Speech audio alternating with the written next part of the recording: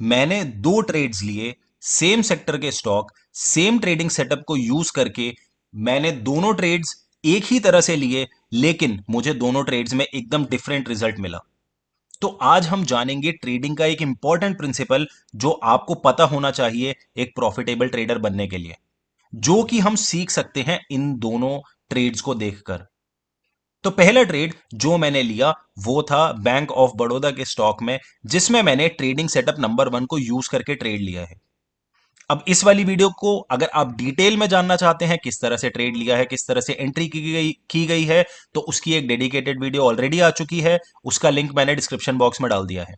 तो इस वाले ट्रेड में आप देख सकते हैं कि ट्रेडिंग सेटअप नंबर 1 से ट्रेड किया गया है। डिमांड जोन में स्टॉक के आने के बाद हमने ऑपरेटर वाली स्ट्रेटेजी को अप्लाई किया है। इस वाले ट्रेड में मैंने अपना reward to risk ratio use किया था 3.5:1, और ये वाला ट्रेड हुआ सक्सेसफुल। यानी कि अगर आपने इसमें 1,000 रुपए का रिस्क लिया है तो आप इसमें 3,500 रुपए कमा सकते थे, क्योंकि 3.5:1 के हिसाब से आपके रिस्क का 3.5 गुना आपका प्रॉफिट होगा। इसी तरह मैंने दूसरा ट्रेड लिया जो कि था कैनरा बैंक में, जो कि बैंक ऑफ बड़ौदा की तरह ही एक पीएसयू बैंक है। इसमें भी मैंने यूज किया trading setup number 1, same strategy same setup. Demand zone में स्टॉक के आने के बाद मैंने ऑपरेटर वाली स्ट्रैटेजी लगाई। ऑपरेटर की एंट्री होने के बाद मैंने ऑपरेटर को फॉलो किया और मैंने अपना ट्रेड बनाया। लेकिन इस वाले ट्रेड में हो गया मेरा स्टॉप लॉस। सोचिए, दोनों सेम सेक्टर के स्टॉक्स हैं, दोनों में सेम सेटअप यूज किया गया है, दोनों में same reward to risk ratio use किया गया है, लेकिन दोनों का आउटकम एकदम अलग अलग है। जहां एक ट्रेड में हम 1,000 रुपए का रिस्क लेकर के 3,500 रुपए कमा सकते थे, वहीं दूसरे वाले ट्रेड में हमने 1,000 रुपए का रिस्क जो लिया था, वहां पे हमारा स्टॉप लॉस हो गया है और हमने 1,000 रुपए गवा दिए हैं। और इससे हमें मिलता है एक बहुत ही इंपॉर्टेंट लेसन, और वो लेसन है कि हर एक ट्रेड का आउटकम अनप्रिडिक्टेबल होता है। यानी कि आपकी सारी कंडीशन सेम ही क्यों ना हो, आपने एक ही पैटर्न को यूज करके ट्रेड लिया है, आपने एक ही सेक्टर के स्टॉक में ट्रेड लिया है, बल्कि आपने एक ही स्टॉक में दो अलग अलग समय पर ट्रेड लिया है। ऐसा हो सकता है कि एक ट्रेड काम कर जाए और दूसरा वाला ट्रेड फेल हो जाए।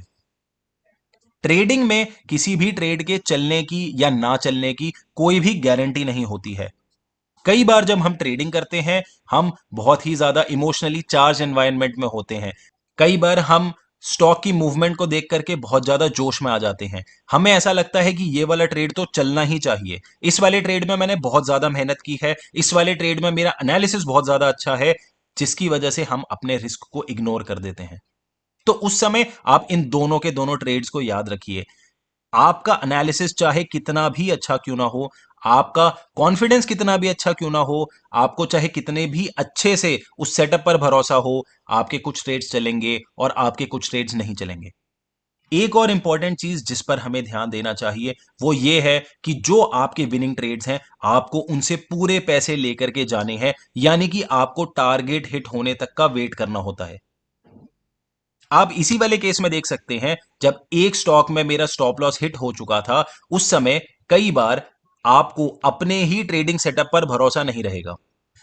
आपको ऐसा लगने लगेगा कि अभी अभी तो इसी वाले सेटअप से एक ट्रेड फेल हुआ है, क्या पता दूसरा ट्रेड भी फेल ना हो जाए, इसीलिए जितने भी पैसे बन रहे हैं उसको लो और एग्जिट कर लो। तो अगेन, ट्रेडिंग प्रिंसिपल को याद कीजिए।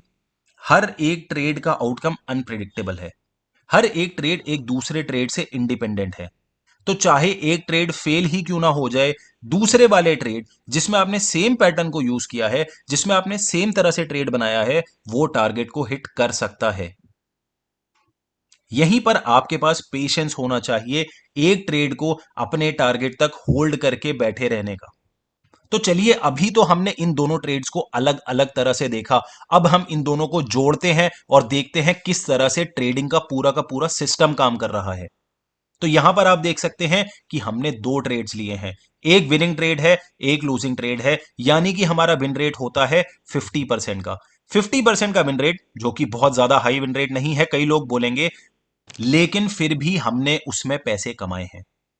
तो अब बताइए, क्या आपको 80%, 90%, 95% का विन रेट एक्चुअली में चाहिए मार्केट से पैसे कमाने के लिए? नहीं। इनफैक्ट अगर आप यहां पर 2 स्टॉप लॉस और कर देते और आपका केवल 25% का विन रेट होता, जो एक्चुअली में काफी कम विन रेट होता है, तब भी आप प्रॉफिटेबल रहते। यानी कि पैसा विन रेट से नहीं बनता है, पैसा विन रेट और रिवॉर्ड टू रिस्क रेशियो को जोड़ने के बाद बनता है। तो मार्केट में जब भी आप ट्रेडिंग करते हैं, हमेशा एक ट्रेड पर फोकस कीजिए। Always one trade at a time. चाहे एक समय में आपके कितने भी ट्रेड्स चल रहे हो, आपका एक पैटर्न 2 जगह पर फेल हो चुका हो, तीसरे जगह पर वो काम कर सकता है। हर एक ट्रेड का आउटकम एक दूसरे ट्रेड के आउटकम पर डिपेंड नहीं करता है। हर एक ट्रेड इंडिपेंडेंट है, हर एक ट्रेड अनप्रिडिक्टेबल है। हर एक ट्रेड में पैसा कमाना जरूरी नहीं है, लेकिन हर एक ट्रेड में अपने डिसिप्लिन के साथ अपने सिस्टम को फॉलो करके ट्रेड करना बहुत जरूरी है। तो चलिए, आज की वीडियो में इतना ही। अगर आपको वीडियो अच्छी लगी है तो लाइक कीजिए, नहीं अच्छी लगी तो डिसलाइक कीजिए, ज्यादा ही अच्छी लगी है तो सब्सक्राइब कर दीजिए। Thank you everyone, thanks for watching. फिर मिलेंगे।